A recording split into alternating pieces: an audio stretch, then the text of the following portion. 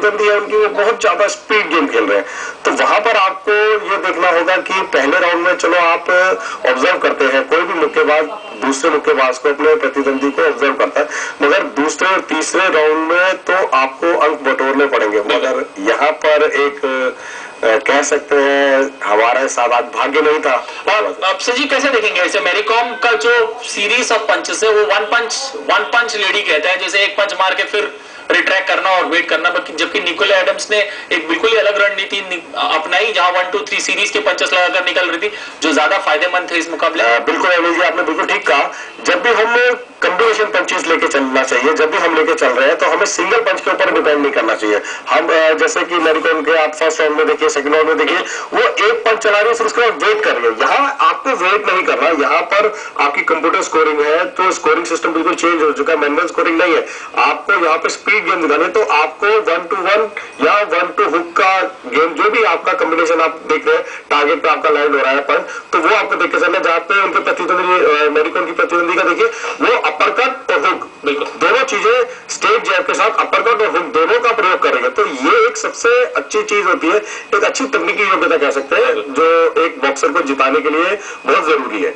अगर बात करें कहीं ना कहीं एंड्योरेंस की, इस पर्टिकुलर मुकाबले में लाइट जो फ्लाईवेट कैटेगरी होता है, ये हमेशा एंड्योरेंस की ज्यादा बात आती है। कहीं ना कहीं ऐसा लगा कि निकोल स्मिथ एंड्योरेंस के मामले या जो एक जिसे कहते हैं अपने स्ट्रेंथ को बचाए रखने में कहीं ना कहीं मैरी कॉम से ज्यादा सक्षम थी इस मुकाबले में। बिल्कुल, जैसे आपने वेट कैटेगरी जो है लाइट फ्लाई में पहले खेला करती थी मैरी कॉम, उसके बाद ये फ्लाई वेट में खेल रही है। 51 किलो वजन वर्ग का जो है वो 48 और 51 में आना, एक वेट से दूसरे वेट में आना। तो जब आप एक वेट से दूसरे वेट में आते वेट को बढ़ाते हैं, तो आपने तो वेट को बढ़ाया, जो दूसरा प्रतिद्वंदी है आपका वो उसी वेट में पहले से ही खेल रहा है। तो उसमें एक सबसे बड़ी चीज रहती है कि एक तो आपको अपने वेट को सेट करना है, आपकी एनर्जी वहां पर यूज हो रही है। दूसरा, आपको अपनी गेम में एनर्जी लगानी है, उस पर्टिकुलर बाउट के लिए एनर्जी आपको करनी है। तो वहां पर थोड़ा सा एक हम ये कह सकते हैं आज एज फैक्टर भी काफी वो होता है।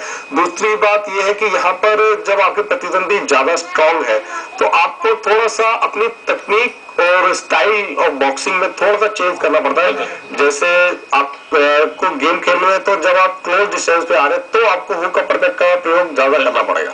आप सजीव, आपको लगा कि पहले दो मुकाबले में जो रणनीति मैरी कॉम मैदान पर लेके आई थी, या आज के जो मुकाबले में रणनीति में कोई बदलाव की थी या मैरी कॉम बिल्कुल वही रणनीति के साथ? नहीं, बिल्कुल यही एक नया चीज आपको भी मैंने पहले बोला कि उनको यहाँ पर टेक्निक चेंज करनी चाहिए। अपने मैन टू मैन आपको गेम चेंज करनी पड़ती है।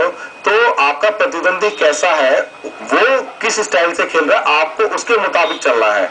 तो अगर आपको मालूम है कि आपका प्रतिद्वंदी अटैक ज्यादा करता है तो आपको डिफेंस में जाना है, तो आपको शेल गार्ड अपना, जैसे हम शेल गार्ड रखते हैं, तो वो शेल गार्ड